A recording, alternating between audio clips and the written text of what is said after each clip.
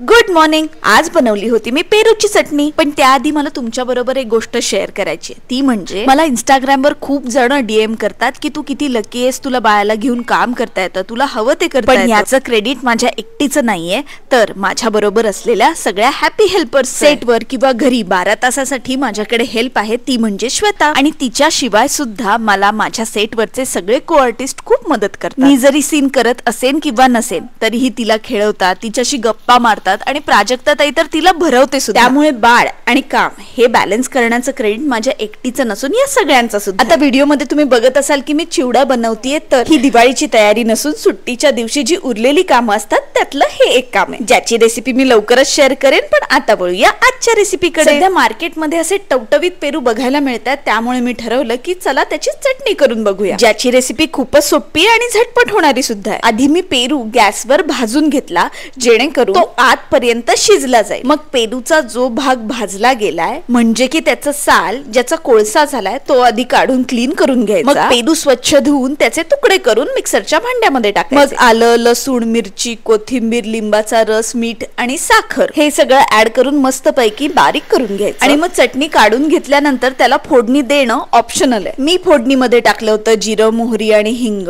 ही फोडणी चटणीमध्ये मिक्स करून झाली आपली पेरूची चटणी तयार, जी मी खाल्ली मुगाच्या पराठ्या बरोबर, ज्याची रेसिपी मी उद्या टाकणार आहे। तुम्ही ही रेसिपी नक्की करून बघा।